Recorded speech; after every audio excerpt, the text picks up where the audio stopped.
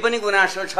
हामीले सामान्य सहयोगसम्म हामीले पाएनौँ। हाम्रो छोराछोरीहरू त फर्केर आउँदैनन्, तैपनि मलमपट्टि लाउने काम पनि घोषणा मात्रै भएको छ, व्यवहारमा केही प्राप्त भएको छैन भन्ने गुनासो गरिराख्नु भएको छ। त्यसैले उहाँले तत्काल राहतको व्यवस्था सँगसँगै प्रत्येक परिवारलाई उहाँहरूको माग छ। सानो बच्चाहरू, विधवा भएका भर्खरका श्रीमतीहरूलाई मैले भेटेँ, उहाँहरूको भनाइ छ कमसेकम ती बालबालिकाहरूको चाहिँ पढाइको व्यवस्था गर्ने र कमसे घरमा एकजनालाई कम्तीमा रोजगारीको व्यवस्था गर्ने र अन्य काम गर्नुपर्छ र सँगसँगै यसको सत्य तथ्य पत्ता लगाएर दोषीलाई कारबाही गरिनुपर्छ भन्ने उहाँहरूको माग छ। त्यसप्रति म ऐक्यबद्धता प्रकट गर्न चाहिँ चाहन्छु। सँगसँगै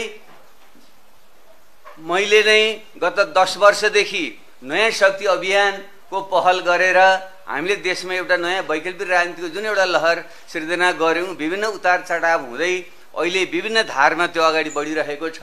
त्यो मध्येको एउटा धार हिजोसम्म मैले नेतृत्व गरेको नेसपा नयाँ शक्तिको जुन धार थियो, त्यसको अध्यक्ष पदबाट मैले हिजो पद परित्याग गर्नुको कारण तपाईहरुलाई पक्कै जिज्ञासाको विषय छ। यस सन्दर्भमा मलाई अहिलेसम्म साथ दिनुहुने नेसपा नयाँ शक्तिमा आबद्ध सबै साथीहरूलाई म हार्दिक धन्यवाद दिँदै के भन्न चाहन्छु भने म कुनै आन्दोलनबाट अलग भएको होइन। नयाँ शक्ति वैकल्पिक राजनीतिक अभियान, देशलाई एउटा विकल्प निर्माण गर्ने अभियानमा म हिजो पनि थिएँ, आज पनि छु र भोलि निरन्तर रहनेछु। तर म अहिले किन पदत्याग गरिरहेको छु? एउटा त मैले नैतिक हिसाबले पनि नभए युवाहरूले जुन ढोका ढकढकाइसके, हाम्रो नाति पुस्ता नातिनी पुस्ता अगाडि आइसके, अब उनीहरूलाई हामीले प्रोत्साहन दिनुपर्छ, उनीहरूले अब यो देशको नेतृत्व गर्नुपर्छ भन्ने मान्यता म राख्छु। त्यसका अर्थमा यो अहिलेको जुन विद्रोह छ त्यसको एउटा धनजनको क्षतिको बावजुद पनि यसको ठुलो ऐतिहासिक सकारात्मक पाटो के हो भने नेपाली इतिहासलाई अब केही दशक अगाडि बढाउने नेतृत्व गर्ने नयाँ पुस्ता यो सङ्घर्षबाट दीक्षित भएको छ। त्यसैले उहाँहरूलाई पनि प्रोत्साहन गर्नुको निम्ति र नयाँ पुराना दलहरू सबैले आफूलाई कि त रूपान्तरित हुनुपर्छ, एउटा स्थायी भइसक्यो, कि त सचिनुपर्छ कि सकिनुपर्छ भन्ने अवस्था जुन छ, त्यस अर्थमा हामी वैकल्पिक राजनीति अभियन्ताहरूले पनि अब आफ्ना जुन समूहहरू छन्, पार्टीहरू छन्, त्यहाँ चाहिँ सकेसम्म नयाँ पुस्तालाई अगाडि सार्ने हामीले प्रयत्न गर्नुपर्छ। त्यो दिशामा पनि बल पुगोस् भन्ने ढङ्गले नै मैले पदत्याग गरेको हो। म आन्दोलनबाट, अभियानबाट अलग भएको होइन, यो म बिल्कुल स्पष्ट पार्न चाहन्छु। त्यस अर्थमा नयाँ शक्ति अभियान त एउटा हो भने अर्को विवेकशील साझा अभियान छ, पछि स्वतन्त्रको रूपमा आएको छ। बालेन, हर्क लगायतकाहरूले चाहिँ आफ्नो ढङ्गले स्वतन्त्र अभियानहरू चलाइराख्नु भएको छ र अहिले त जेएनजी आफै नयाँ पुस्ताको रूपमा जुन अगाडि आएको छ, यो छुट्टो ठुलो सशक्त शक्ति छ। त्यसैले यी सबै शक्तिहरू चाहिँ अगाडि आउन् र उनीहरूको निम्ति हाम्रो जस्ता पुस्ताले चाहिँ बेलैमा मार्ग प्रशस्त गरिदिनुपर्छ। उहाँहरूलाई चाहिँ हामीले सक्दो सबै हिसाबले सहयोग पुर्याउनुपर्छ भन्ने एउटा सन्देश जाओस् भन्ने ढङ्गले पनि मैले एउटा कदम चालेको हुँ। त्यसैले यस अर्थमा म अन्य पछि धेरै कुरा राखौँला। तपाईँले सोध्नुभयो भने म सुरुमा चाहिँ केही कुरामा चाहिँ म अलि जोड दिन चाहन्छु। पहिलो कुरा त यो विद्रोह के हो भन्ने कुरा हामी प्रश्न हुनुपर्छ।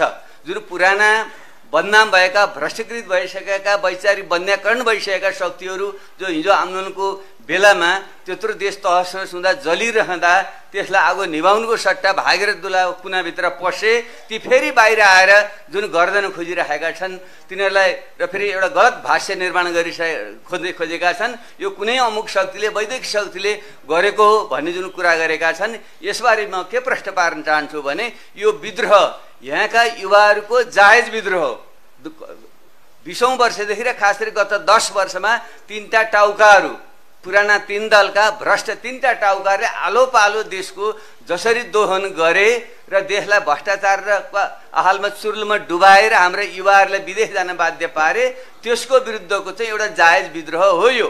तर त्यो विद्रोह कहिले पनि नापितौले जस्तो चाहिँ हुँदैन हो। त्यो विद्रोहको बलमा 23 गते जसरी दमन गरियो, पछि 24 गते चाहिँ हामीले प्रष्टै देख्यौँ। स्वतः नै जुन प्रतिगामी शक्तिहरू थिए, देशभित्रका शक्तिहरू र बाहिरबाट पनि पानी धमिल्याएर माछा मार्ने शक्तिहरू थिए, छन्, सधैँ हुन्छन्, तिनीहरूले पनि प्रवेश गरेको स्वतः नै बुझ्न चाहिँ सकिन्छ। त्यसैले त्यो सहायक कुरा हो। त्यसैले विद्रोह जायज थियो र नेपाली युवाहरूको आफ्नै मौलिक विद्रोह हो त्यो। त्यसलाई चाहिँ प्रतिगामी देशभित्रका प्रतिगामी शक्ति जसले सङ्घीय लोकतान्त्रिक गणतन्त्र मन परेको छैन त्यसलाई उल्ट्याउन चाहने शक्तिहरू र बाह्य शक्तिहरू जो नेपाललाई चाहिँ अस्थिर बनाइराखेर आफ्नो स्वार्थ सेक्न चाहिँ रोटी सेक्न चाहन्छन् ती तत्त्वहरूले पनि हात हालेको सहजै बुझ्न सकिन्छ। तर विषयान्तर गरेर यो अरू कसैले गराएको भनेर यो आन्दोलन यत्रो क्रान्तिकारी महत्त्व बोक्ने आन्दोलनलाई बदनाम गर्ने प्रयत्न तिन पुराना भ्रष्ट नेताहरूले जुन गरिरहेका छन् त्यो म पुरै भर्त्सना गर्न चाहन्छु र युवा पङ्क्तिलाई प्रष्ट रहन म आग्रह गर्न चाहिँ चाहन्छु र मेरो ऐक्यबद्धता उहाँहरूसँग निरन्तर रहन्छ। यसो सँगसँगै अब स्थिति के छ के हुन्छ भन्ने जहाँसम्म प्रश्न छ म युवा साथीहरूले के आग्रह गर्न चाहन्छु किन म आफै म त 36 सालको आन्दोलन 46 सालको आन्दोलन 52-62 को जनयुद्ध र जनआन्दोलन भोगिसकेको र प्रत्यक्ष त्यसमा भूमिका निर्वाह गरेको नेतृत्वदायी नै भूमिका रहेको व्यक्तिको नाताले के भन्न चाहन्छु भने यस्तो बेलामा तपाईहरुले आंशिक जित हासिल गर्नुभयो पुरानो सरकारले त ढाल्नुभयो तर सत्ता ढलेको चाहिँ छैन। अहिले हामीले व्यवस्था नै बदल्न खोजिया त होइन तर व्यवस्थामा केही महत्त्वपूर्ण सुधार गरेर जुन यस्ता भ्रष्टहरू त्यहाँबाट जन्मे फेरि भ्रष्टहरू जन्मन नपाउन् र तपाईहरु आफै पनि त सत्ताले भ्रष्ट नपाओस् भन्नको निम्ति केही सुधार गरेर मात्रै निर्वाचनमा चाहिँ जानु चाहिँ पर्छ। खास गरी निर्वाचन प्रणालीमा जुन त्रुटि छ मैले संविधान बनाउने बेलादेखि नै यो संविधान आधा गिलास भरि आधा खाली छ भनेको थिएँ किनकि यसको शासकीय जुन त्रुटि छ त्यसले गर्दा कसैले पनि बहुमत ल्याउन दिँदैन कुनै पनि सरकारलाई 5 वर्ष टिक्न दिँदैन। जब देशमा लोकतान्त्रिक स्थिरता हुँदैन त्यति बेलासम्म सुशासन र समृद्धि हुँदैन। हाम्रो मुख्य एजेन्डा सुशासन समृद्धि हो त्यसको निम्ति चाहिने चाहिँ फेरि राजनीतिक लोकतान्त्रिक स्थिरता कुनै तानाशाहको राजा महाराजाको गतिहीन स्थिरता होइन लोकतान्त्रिक स्थिरता त्यसको निम्ति शासकीय प्रणालीमा हामीले समयको सुधार गर्नै पर्छ। त्यो भनेको प्रत्यक्ष निर्वाचित राष्ट्रपतीय प्रणाली नै हो। यसमा अब प्रधानमन्त्री के आदि भनी बहस पनि छ त्यो त अलि नजाउँ पछि बहस गरौँला तर प्रत्यक्ष रूपमा निर्वाचित कार्यकारी प्रणालीमा नगएसम्म देशमा राजनीतिक स्थिरता हुँदैन र यिनै भ्रष्टहरू विभिन्न ढङ्गले चाहिँ चलखेल गरेर फेरि आउने र तपाईहरुको यो बलिदान खेर जाने खतरा रहन्छ। त्यसले त्यसको निम्ति तपाईले प्रष्ट रूपमा अहिलेको चाहिँ सत्ता जो राष्ट्रपति हुनुहुन्छ प्रधानमन्त्रीको नेतृत्वमा सरकार बनेको छ यो बनेको सरकार त तपाईहरुले बनाएको सरकार हो तपाईहरु प्रति यो प्रतिबद्ध हुनुपर्छ। त्यसैले उहाँहरुसँग तपाईहरुले चाहिँ व्यवस्थित ढंगले आफ्नो नेतृत्वको चयन गर्नुहोस् र यो सरकारसँग वार्ता गरेर सरकारसँग अरूसँग होइन सरकारसँग वार्ता गरेर लिखित रूपमा तपाईले चाहिँ निर्वाचन हुनुभन्दा अगाडि केही सुधारका काम हुनु पर्यो। पहिलो त यो भ्रष्टाचारीहरूलाई कारबाही गर्नु त्यो एउटा आयोग बन्नु पर्यो छानबिन यो घटनाको छानबिन गर्ने आयोग त बनेको छ त्यो अंश हो। मुख्य कुरो त जुन भ्रष्टाचारीहरूको विरुद्धमा तपाईको आन्दोलन केन्द्रित हो यी भ्रष्टाचारीहरूको छानबिन गरेर यिनलाई ठेगान नलाएसम्म त्यसले अरबौं जुन यिनले लुटेर राखेको सम्पत्ति छ अलिअलि त अस्ति जलेर गयो तर धेरै त उनीहरूले लुकाइराखेका छन् त्यसैको बलमा फेरि चुनाव जितेर चाहिँ आउँछन् र यो प्रणालीमा राजनीतिक स्थिरता हुँदैन। त्यसले तुरुन्त उच्चस्तरीय विश्वसनीय आयोग बनाएर यो भ्रष्टाचारको छानबिन गर्ने र संविधानमा चाहिँ अहिले जुन प्रक्रियाले यो सरकार बनेको छ त्यही प्रक्रियाबाट नै अध्यादेश मार्फत चाहिँ संविधानमा आवश्यक संशोधन गरेर प्रत्यक्ष निर्वाचित कार्यकारी प्रणालीको निर्वाचनमा जाने यति सुधार गर्न सकियो भने बल्ल तपाईहरुको त्याग र बलिदानको अर्थ रहन्छ होइन भने फेरि घुमिफिरेर मजाटार भन्ने खतरा चाहिँ रहन्छ। यतापट्टि चाहिँ युवा साथीहरूको ध्यान पुगोस् भन्ने म आग्रह गर्न चाहन्छु र सँगसँगै अहिलेको अवस्था के छ भनेदेखि यो प्रकारको मध्यबिन्दु जस्तो चाहिँ यो छ क्रान्ति र परिवर्तनलाई चाहिँ निरन्तर तपाईले दबाब दिएर अगाडि बढाउन सक्नु भएन भने त्यो रूपमा रहँदैन। तपाईहरु कमजोर हुन जाने बित्तिकै यो आन्दोलनको रापताप सेलाउने बित्तिकै फेरि प्रतिगामी देशभित्र र बाहिरका शक्तिहरू खेल थाल्छन् र यो पछाडि फर्कने खतरा हुन्छ र चुनाव उनीहरूले गराउँदैन। जबसम्म उनीहरूले को अनुकूलता आउँदैन त्यति बेला अनेक बहाना गरेर उनीहरूले चार्दै जान्छन्। त्यसको निम्ति तपाईले निरन्तर दबाब चाहिँ बनाइराख्नु चाहिँ पर्छ। यस अर्थमा म तपाईहरुलाई सचेत गराउँदै र आफ्नो तर्फबाट अनुभवको आधारमा मैले यो भन्दैछु अब हामीले यसैको निम्ति मैले चाहिँ एउटा पदत्याग गरेर म एउटा पार्टी भन्दा माथि उठेर देश र जनता र तपाईँहरूको जुन त्याग र बलिदान छ त्यसको उपलब्धिलाई संस्थाएर अगाडि बढाउनुको निम्ति सक्दो योगदान गर्नुपर्छ भनेर नै लागेको व्यक्ति हुनाले म अन्त्यमा चाहिँ के आग्रह गर्न चाहन्छु भने युवा साथीहरू तपाईँहरूले जुन त्याग र बलिदान गरेर एउटा नयाँ पुस्ता राजनीतिमा आएको छ त्यसलाई संस्थागत गर्नको निम्ति बुद्धि विवेकको प्रयोग गरेर यसलाई जोगाएर अगाडि बढ्नुहोस् र जो सरकार छ त्यो सरकारले म आग्रह गर्न चाहन्छु तपाईहरुको प्रतिबद्धता यो विद्रोही शक्ति युवाहरुप्रति हुनुपर्छ उहाँहरुकै सरसल्लाहले तपाईले काम गर्नुपर्छ र कुनै पनि बहानामा पुराना शक्तिहरुसँग ढल्कने काम गर्नुभयो भने तपाईहरुको पनि फेरि चाहिँ इतिहासले चाहिँ हिसाब गर्नेछ भन्ने म अहिले आग्रह गर्न चाहन्छु र हाम्रो राज्य हाम्रो सुरक्षा अंगको पनि गम्भीर कमजोरीहरु देखियो त्यतिबेला पहिलो कुरा त त्यसरी चाहिँ बल प्रयोग गरेर युवाहरुको हत्या गर्नु हुँदैन थियो त्यो कसले गर्यो अर्को दिन त्यत्रो दनादनी सिंहदरबार लगायतका राज्यका अंगहरु जलिरहँदाखेरि एउटा दमकलसम्म नदौडनु र सरकारको कर तिरेर पालेको सुरक्षा अंग तमासे भएर बस्नु के भइरहेको थियो त्यसको उहाँले पनि समीक्षा गर्नु पर्दछ र राजनीतिक दलहरु पुरा भ्रष्टीकृत भइसकेका राजनीतिक दलहरु अब कुनै पनि बहानामा किन्तु परन्तु नगरिकन फेरि टाउको उठाउने त्यसलाई चाहिँ दिनु हुँदैन अब नयाँ र वैकल्पिक शक्तिहरु नै अगाडि आएर यसको देशको नेतृत्व लिनुपर्छ यो नै बाटो हो सँगसँगै हाम्रो देश एउटा गम्भीर भूराजनीतिक अवस्थामा छ तपाई हामी सबैलाई थाहा नै छ हैन उत्तर र दक्षिण विश्वका सबभन्दा ठूला जनसंख्या भएका देशहरु बीचमा हामी छौं पश्चिममा अन्य शक्तिहरुको पनि यहाँ चासो छ त्यसैले हामीले युवा साथीहरु के खबरदारी गर्नुपर्छ भने नेपाल भनेको इतिहासमा कहिले पनि कसैको पनि उपनिवेश नभएको देश नेपाल हो संसारका थुप्रै देश उपनिवेशमा परे तर नेपाल केही दर्जन देश मात्रको एउटा देश थियो जो कहिले उपनिवेश यो बनेन त्यस अर्थमा पनि नेपालीहरुको स्वाधीनता सार्वभौमिक सत्ता रक्षाको प्रश्नलाई हामीले गम्भीरतापूर्वक लिनुपर्छ र हाम्रा छिमेकी र ठूला शक्तिहरु हामीले भन्नुपर्छ तपाईहरुले यहाँ आँखा लगाउन पाइदैन हाम्रो स्वाधीनता सार्वभौमिक सत्ता र स्वाभिमान तपाईहरुको जतिको हो त्यतिकै हाम्रो पनि बराबरी छ त्यसले कुनै पनि बहानामा हाम्रो स्वाधीनता सार्वभौमिक सत्ता माथि आउने कुरा हामीले स्वीकार हुँदैन र तपाईहरुको जुन चासोको कुरा गर्नुहुन्छ हाम्रो नेपालले सधैं नै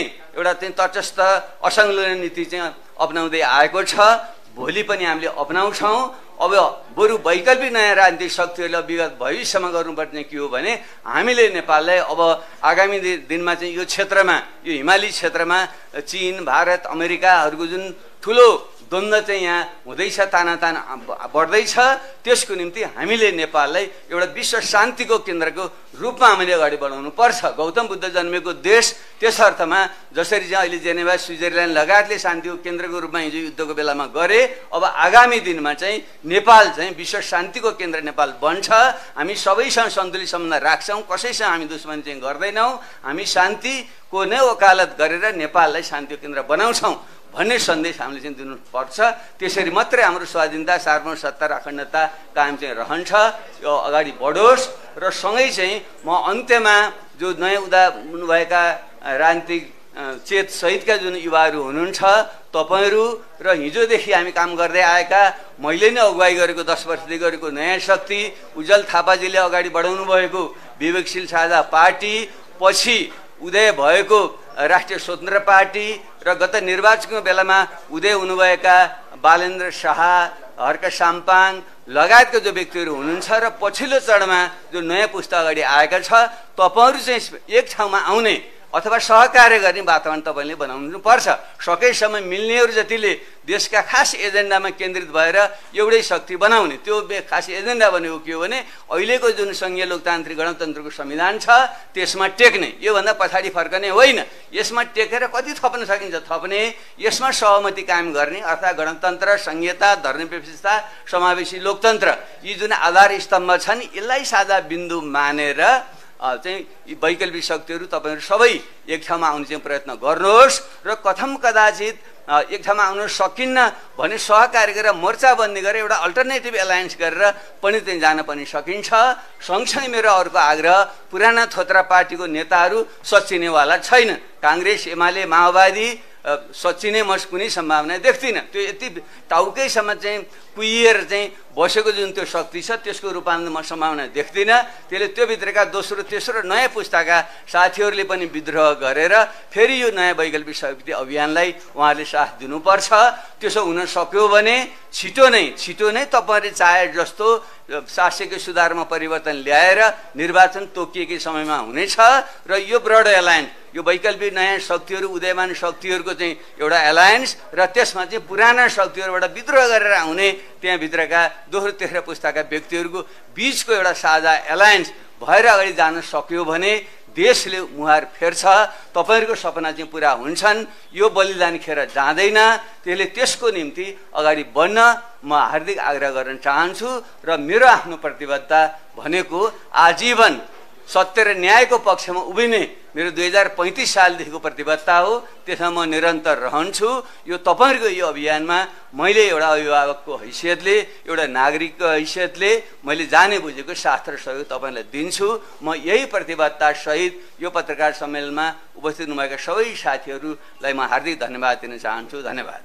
जस्तो अब तपाईले राजनीतिबाट यो अध्यक्ष पदबाट चाहिँ पदत्याग गरिसकेपछि अब तपाईको भूमिका कस्तो हुन्छ? राजनीतिबाट अवकाश लिन खोज्नु भएको हो कि के हो खासमा? त्यो राजनीति र आन्दोलनबाट होइन, पार्टीको जिम्मेवारीबाट मुक्त भएको हो। सक्रिय पार्टीको जिम्मेवारी अथवा यस्तो कार्यकारी पदबाट म मुक्त भएको। तर जुन अभियान समाज रूपान्तरणको अभियान न्यायको अभियान यो नयाँ पुस्ताले जेनजी पुस्ताले अहिलेसम्मको आकाङ्क्षाको जुन अभियान छ र नयाँ र वैकल्पिक शक्तिहरू जो पहिलेदेखि प्रयत्न गर्दै आइरहेका छन् त्यो अभियानलाई निरन्तर सघाउने जुन रूपमा आवश्यक पर्छ, जुन रूपमा उहाँले आवश्यक ठान्नुहुन्छ, जुन प्रकारको भूमिका आवश्यक पर्छ त्यो निर्वाह गरेर म तयार छु।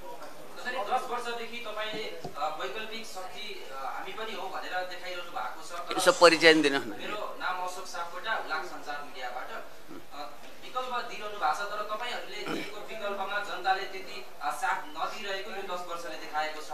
अहिले यो आन्दोलन छेडियो र पुराना राजनीतिक दलका विरुद्ध आन्दोलन छेडियो। तपाईँ पनि नयाँ पेडा पसलमा पुरानो बाजे नै भनेर चिनिराखेको पात्र हुनुहुन्छ होइन?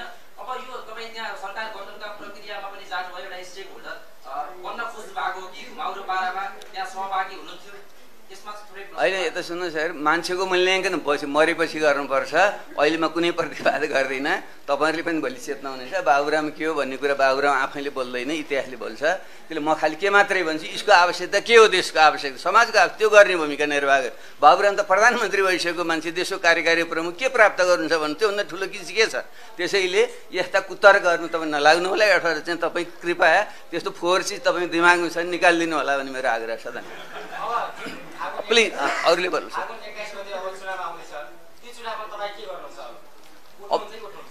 अब त्यो बेग्लै कुरो। पहिले त मैले अहिले भन्न चाहेँ यो जुन निर्वाचन छ अबको निर्वाचनमा उही पुरानै प्रणाली अन्तर्गत गरियो भने फेरि पुरानै शक्ति आउने खतरा रहन्छ। त्यसैले यो जेनजी पुस्ताले दबाब सिर्जना गरेर मैले त संविधान सभाको बेलादेखि नै भन्दै आएको छु, आधा गिलास भरि आधा खाली भने त्यो भनेको शासकीय प्रणालीमा सुधार गरिनुपर्छ। प्रत्यक्ष निर्वाचित कार्यकारी राष्ट्रपतीय प्रणाली र पूर्ण समानुपातिक संसद त्यहाँ नगएसम्म देशमा स्थिरता हुँदैन भन्ने हो। त्यसको दबाब सिर्जना गरेर अगाडि बढेपछि बल्ल निर्वाचन सुनिश्चित होला। नत्र यी शक्तिहरूले यही पुरानै ढङ्गले सकभर गर्दै गर्दैन, उनीहरूले नजित्ने बेलासम्म गर्दै गर्दैनन्। गरे भने त्यही पुरानो प्रणाली अन्तर्गत गर्छन्। त्यसैले यसबारेमा अहिले टिप्पणी गर्नु उपयुक्त हुँदैन।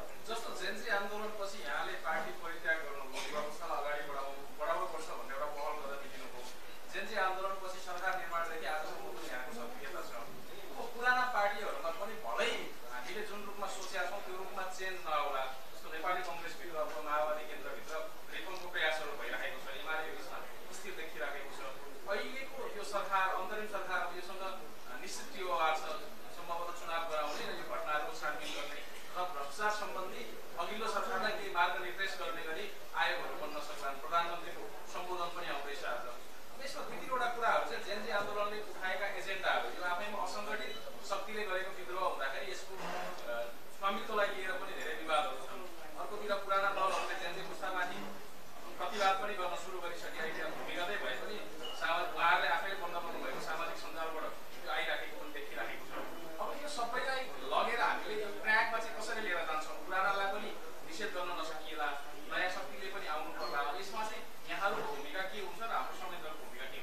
यसमा पहिले के भन्न चाहन्छु नि, अहिले बनेको सरकार सुशीला कार्की सरकार र पहिले भएको खिलराज रेग्मी सरकार एउटै होइन। त्यति बेला आन्दोलनकारीहरूको बलमा अन्तरिम संविधान अन्तर्गत दलहरूको सहमतिले अन्तरिम सरकार चुनावी सरकार बनाउन सकिने भन्ने व्यवस्था थियो। त्यस अन्तर्गत उनी बनेका थिए। अहिलेको त्यो होइन। अहिलेको त विद्रोह मार्फत पुरानालाई विस्थापित गरेर यो चाहिँ आन्दोलनकारीप्रति प्रतिबद्ध भएको आन्दोलनकारीहरूले चुनेर छानेको सरकार हो यो। त्यसैले यसले चाहिँ खालि चुनाव गराउने मात्रै होइन, यसले चाहिँ आन्दोलनकारीका माग पुरा गर्ने पनि यो सरकार हो। त्यस निम्ति त आवश्यक संविधान सुधार यसले गर्न सक्छ। नत्र जसरी अहिले यो सरकार बनेको छ संविधानको कमाएर फुलस्टप मात्रै बनाउने भने ठाउँ त मिल्दैन। यो त आन्दोलनको बलमा र कमाएला फुलस्टप हेरिँदैन।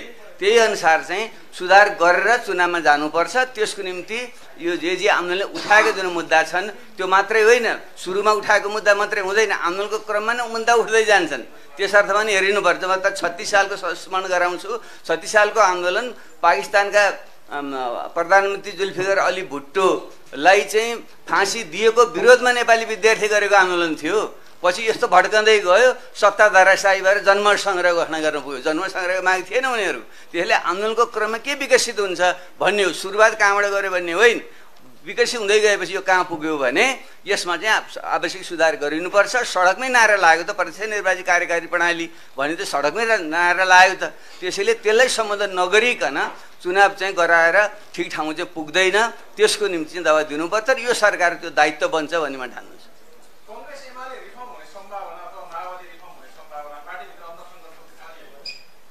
अनि त्यो सम्भावना देखेको भए म आफै यो 10 वर्षदेखि नयाँ शक्ति वैकल्पिक शक्ति भनेर हिँड्थेँ। त्यो कुनै सम्भावना छैन। तिनले खालि चाहिँ उयो अब अन्यथा नलाउँ, एउटा केलाई नुहाएर केही हुँदैन भन्छ नि, एउटा प्राणीलाई नुहाउँदैमा अर्को प्राणी त बन्दैन। उनीहरू त्यस्तै हुन्। त्यो कुनै पनि जति नुहाए पनि त्यो सुध्रिनेवाला होइन। चाहिने वैकल्पिक राजनीतिक शक्ति नै हो। त्यसको निम्ति भुल्का त उठिरहेको छ, केही भएन भने किन भएको छैन। यसको चेतना जुन जागेको छ, हामीले जुन अभियानहरू सञ्चालन गरेका छौँ, विभिन्न समूहहरूले गरेका छन्, त्यसैको बलमा त अहिले अगाडि गइरहेको छ। त्यसैले उपयुक्त मौका अब जेएनजीले नै नेतृत्व गरेर भन्छु मैले, उनीहरूले नै दबाब सिर्जना गरेर अरूले साथ दिएर वैकल्पिक राजनीतिक शक्ति निर्माण गर्ने र तिनीहरूले नै अबको निर्वाचनमा अग्रता लिएर देशको नेतृत्व गर्ने, यो नै अबको बाटो हो भन्ने मलाई लाग्छ। ल अरूले राखौँ है, एउटाले धेरै नराख।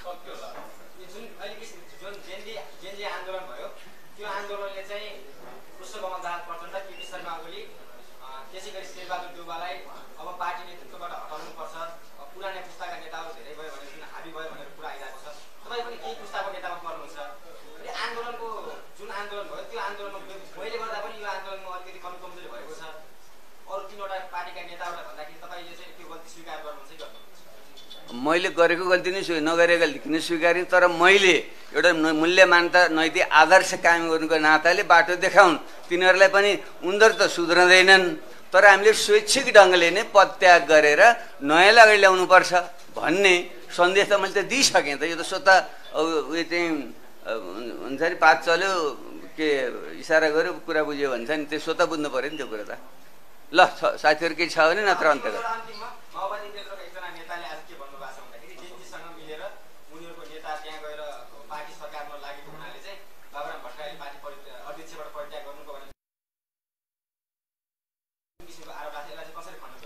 म आरोपको खण्डन गर्ने मान्छे होइन, म त आफ्नो काम गर्ने हो, अरूलाई डोर्याउने मान्छे हो। त्यो अरूको खण्डन मण्डन गरेर समय व्यतीत गर्ने मान्छे होइन। त्यसलाई म सिधै खारेज गर्छु। म कुनै ढङ्गको टिप्पणी गर्न चाहन्न। अब यस्तो षड्यन्त्रको हेर्नु, अलि सिक्नुहोस् तपाईँहरूले। हेर्नुहोस्, कुनै पनि घटना वस्तुगत आवश्यकताले गर्छ, कसैको चाहनाले हुँदैन। त्यहाँ यो त अलिकति अध्ययन गर्नु भाइ तपाईँले है। त्यसो गर्नु, षड्यन्त्रको सिद्धान्तमा विश्वास गर्नु हुँदैन। आवश्यकताले ल्याउने थियो है, कसैले गर्ने है। प्लिज अब भयो, तपाईँको पालो पुग्यो उहाँ भन्नु। अरू कसैको छ कसैको? ल अन्त है, धेरै धेरै धन्यवाद तपाईँलाई।